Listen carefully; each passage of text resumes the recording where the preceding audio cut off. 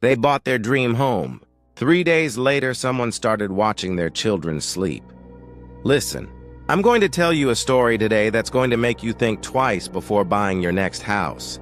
This isn't some made-up horror tale. This actually happened. In America, in a quiet neighborhood, to a normal family, and the scariest part, the person who did this was never caught. So get comfortable. Turn off the lights if you dare, because what I'm about to tell you is the true story of the Watcher. Okay, so let me take you back to June 2014. There's this couple, Derek and Maria Broaddus. They're living the American dream, you know? Good jobs, 3 beautiful kids, and they just saved enough money to buy their dream house. And not just any house. A gorgeous 6-bedroom Dutch colonial home in Westfield, New Jersey. Built in 1905. Hardwood floors, high ceilings, big backyard. The works, the price, $1.3 million. Now Maria, she actually grew up in Westfield. So this wasn't just a house for her, it was coming home. She could raise her kids in the same neighborhood where she had her childhood. They closed on the house and were so excited. You know how it is when you buy a new place, you want to fix it up before moving in. Fresh paint, new kitchen, make it yours. So Derek would drive over after work to check on the renovations. And then, 3 days after they bought the house, Derek walked to the mailbox. Inside, there was a letter, addressed to the new owner. Derek probably smiled. Thought it was a welcome card from a neighbor. Maybe cookies were coming next, right? He opened it, and his smile disappeared. The first letters. Oh, let me read you exactly what this letter said. Word for word. Dearest new neighbor at 657 Boulevard, allow me to welcome you to the neighborhood. Okay, normal start, right? Then it says, how did you end up here? Did 657 Boulevard call to you with its force within? Now that's weird, but it gets stranger. 7. Boulevard has been the subject of my family for decades now, and as it approaches its 110th birthday, I have been put in charge of watching and waiting for its second coming. Wait, what? This person is saying their family has been watching this house for decades. Their grandfather watched it in the 1920s, their father in the 1960s, and now it's their turn. But here's where Derek's heart started pounding. The letter continued. Do you need to fill the house with the young blood I requested? Better for me. Was your old house too small for the growing family? Or was it greed to bring me your children? Young blood. Your children. Derek kept reading, hands shaking now. Once I know their names, I will call to them and draw them to me. I will call to them and draw them to me. This person was talking about Derek's kids. 3 innocent children. The letter went on. I asked the Woods family to bring me young blood, and they did. I asked them to let me know their children's names. They never responded. So I followed them and learned their names anyway. So this person had been following the previous family, learning their children's names, watching them, and now they wanted Derek's kids. The letter continued with something even more disturbing. There are hundreds of cars that drive by 657 Boulevard each day. Maybe I am in one. Look at all the windows you can see from 657 Boulevard. Maybe I am in one. Think about that for a second. This person could be in any car driving by. Could be looking through any window. Could be anywhere. And at the bottom of the letter, in handwriting, it said, "Welcome, my friends. Welcome." Let the party begin. And then, a signature. The Watcher. Derek didn't even finish looking at the house. He got in his car and drove straight home. When he got there, he didn't say anything. He just handed Maria the letter and watched her face change. First confusion, then shock, then fear. They had 3 young kids, and someone was watching their house. Knew they had children? Wanted to call to them. What do you even do in that situation? Derek immediately called the previous owners, John and Andrea Woods. They'd lived there for 23 years. And you know what? Andrea admitted something shocking. She said they had received a similar letter too, just a few days before they moved out. But they thought it was a prank, some weird goodbye from a neighbor. So they threw it away and didn't think about it again. 23 years. No problems. One weird letter on their way out. They didn't even mention it to Derek and Maria during the sale. But Derek and Maria, they weren't taking any chances. They went straight to the Westfield Police Department. The police told them something that made everything worse. They said, "Don't tell anyone about this letter. Not your neighbors, not your friends. Because right now, everyone is a suspect. Everyone. Think about what that means. You move into a nice neighborhood. You wave at your neighbors. You smile at the people walking their dogs, and any one of them could be the watcher. Life becomes a nightmare. So Derek and Maria tried to continue with their lives. The renovations kept going, but they made one decision. They would not bring their kids to the house. Not yet. Not until they knew it was safe. Derek would go over alone, check on the work. And every time he pulled into the driveway, he'd look around, at the windows of neighboring houses, at cars driving by. Was someone watching him right now? Maria couldn't sleep. Every night she'd think about those words. Once I know their names, I will call to them. Days passed. Then a week. Then 2 weeks. Maybe, they thought, it was just one letter. Maybe it was over. And then the mailbox got another letter. The second letter. This second letter was worse. So much worse. It started like this. All of the windows and doors in 657 Boulevard allow me to watch you and track you as you move through the house. This person was watching the house closely. Very closely, the letter continued. Who am I? I am the watcher and have been in control of 657 Boulevard for the better part of 2 decades now. 2 decades. 20 years of watching this house. But then came the part that made Derek and Maria's blood turn cold. The watcher mentioned seeing their daughter painting in an enclosed porch. The letter asked, is she the artist in the family? Now here's the thing.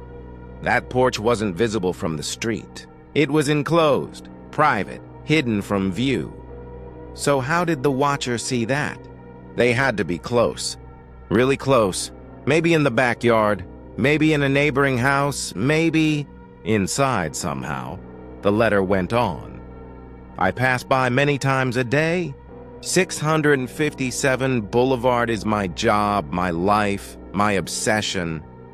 My obsession. And then came the most terrifying line in any of the letters. Will the young blood play in the basement? Or are they too afraid to go down there alone? I would be very afraid if I were them. It is far away from the rest of the house. If you were upstairs, you would never hear them scream. If you were upstairs, you would never hear them scream. After reading that, Derek and Maria made a final decision. They would never, ever bring their children to that house.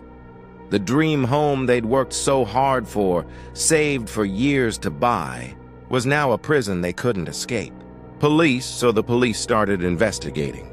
And I mean really investigating. They brought in private detectives, former FBI agents, handwriting experts, forensic analysts. They found DNA on one of the envelopes. The analysis suggested it might be from a woman. But when they ran it through databases, there was no match. The letters were typed on a basic printer, posted locally, no return address, no fingerprints. Whoever the watcher was, they were smart, careful, knew exactly how to avoid getting caught. The main suspect became a man named Michael Langford. Langford lived 2 doors down from 657 Boulevard with his elderly mother. He'd lived there since the 1960s. His father had lived there before him. The timeline matched perfectly with what the Watcher had written. And neighbors?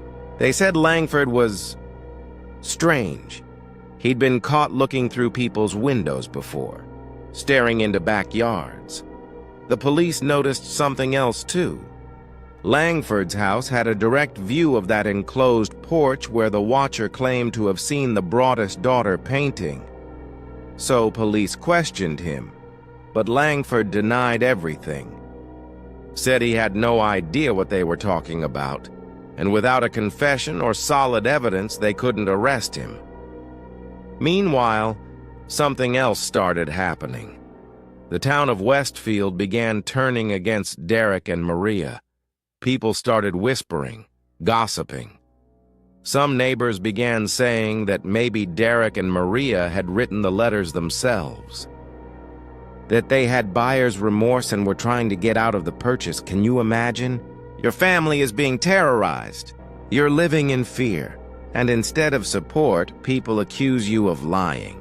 More letters, more terror. By late 2014, Derek and Maria still hadn't moved in. They were living with Maria's parents. The house sat empty, and then a third letter arrived. Where have you gone to?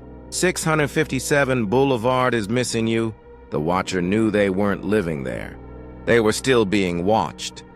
Another letter followed soon after. This one was different, stranger. Cap 57, Boulevard is turning on me. It is coming after me. What spell did you cast on it? The Watcher was now talking to the house like it was alive. Like it had a mind of its own. Come back. Let the young blood play again like I once did. Derek and Maria tried desperately to sell the house. 6 months after buying it, they put it back on the market. But nobody wanted it. The story had leaked to the press. Everyone knew about the Watcher. They even sued the previous owners for not telling them about the letter they'd received. But the lawsuit was dismissed. They were trapped. Eventually, in 2016, they found renters, an older couple whose kids were grown. The renters agreed they could break the lease if another letter came. 2 weeks later, another letter arrived. This one was vicious. It was addressed to the vile and spiteful Derek and his wench of a wife, Maria. The letter mocked them. Said, "You wonder who the Watcher is? Turn around, idiots. Maybe you even spoke to me, one of the so-called neighbors. Think about that. Derek and Maria may have talked to the Watcher face to face, maybe shaken their hand, maybe smiled at them. The letter ended with threats. Vague but terrifying, talking about car accidents, fires, illnesses that never go away." That was the fourth letter, and it was the last one Derek and Maria ever received. In 2019, 5 years after buying the house, Derek and Maria finally sold it. They sold it for $959,000. That's a $400,000 loss. $400,000 of their hard-earned money gone because of the Watcher. But here's the strange part. The new owners, they've lived there since 2019, and they have never received a single letter, not one. So who was the Watcher, and why did they stop? As of today, in October 2025, the Watcher has never been identified. No arrests have been made. The case is still technically open, but police aren't actively investigating anymore. There are theories, of course.